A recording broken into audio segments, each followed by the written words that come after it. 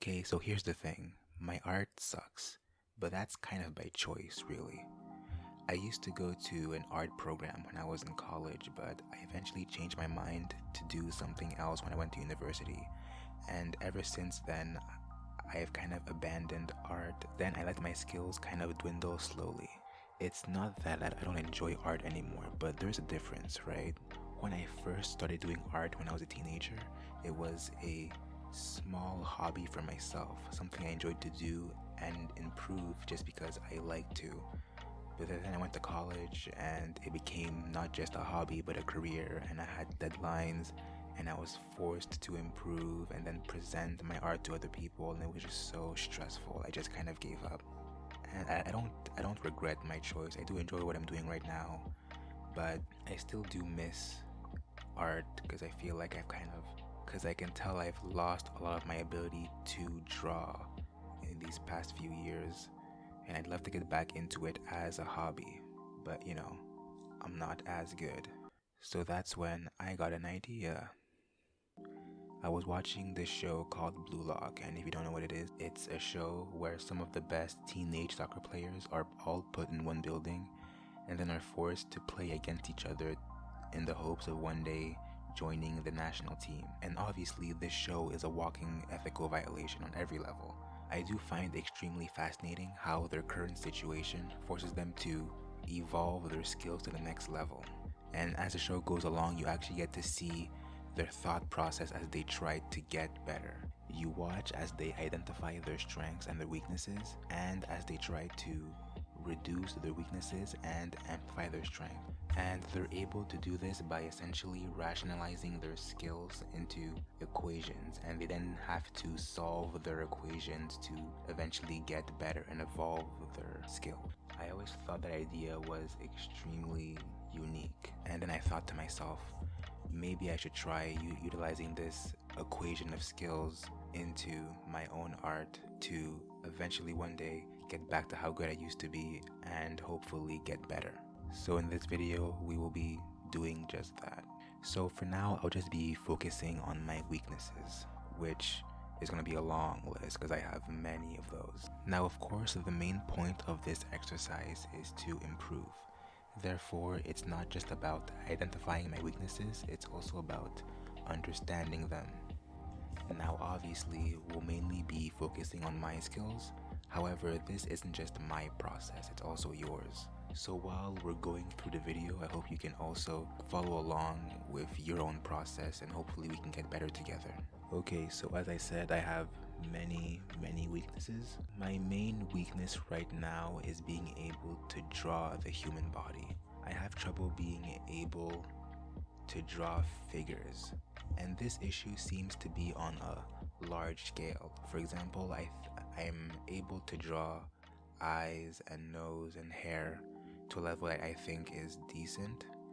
However, when it comes to actually putting it all together, it then all tends to crumble. It's as if I have all the Lego pieces and all I need to do is just construct it, but when it comes time to do so, I'm just unable to, and I never was able to know why. So that's my main challenge I'm trying to overcome right now, being able to draw the figure. I don't have much of a strategy for now. I hope to eventually be able to craft something later, but for now I don't have really anything. Another big problem I have is I'm not able to draw without a reference, which I know, depending on who you ask, that isn't that much of a deal. A lot of artists don't draw with reference, they always have some type of reference nearby.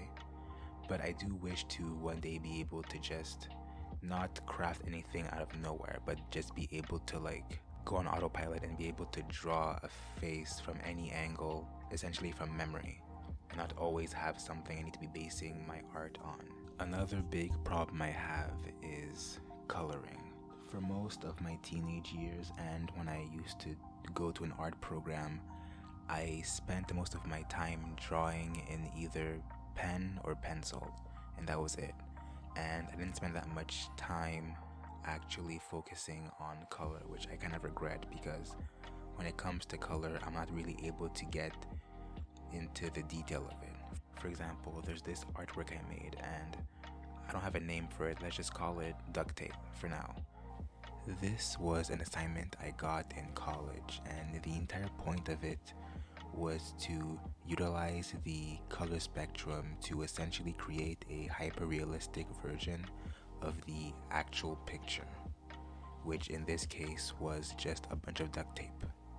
My classmates did fantastic in this, but I just couldn't do it. I don't know why. I was too scared to go into the detail of it and put too much color.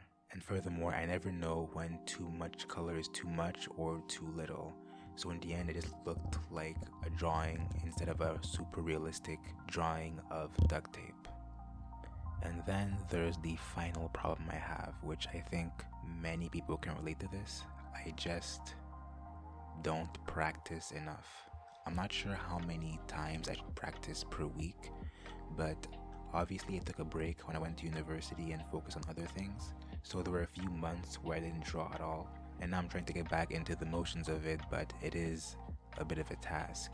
The only way I can describe it is when I go jogging. I like to go jogging when I can, but when it gets really cold outside for long periods of time, I tend not to go out. So when I essentially hibernate, and then when the weather improves and I go back outside, I'm not as good as I used to be, because obviously I took a very long break and I'm not as adept at it as I used to be.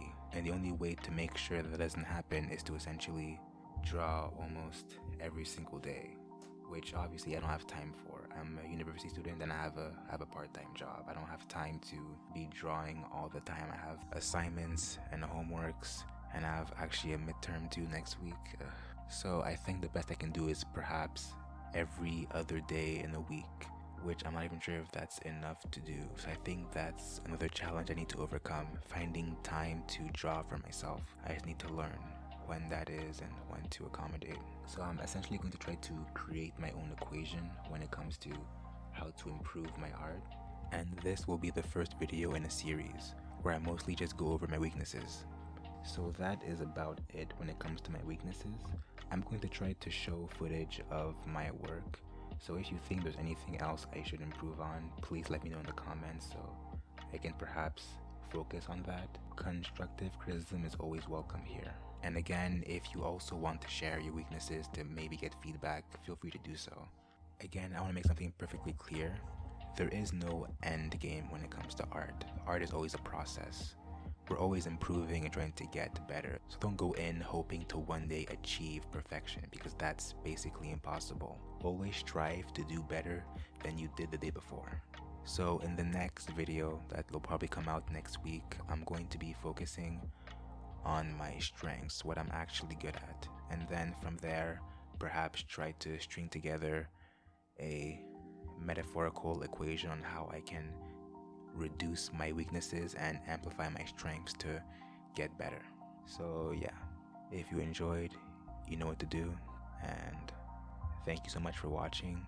Hopefully we'll all get better together, and I'll see you next time. Okay, bye.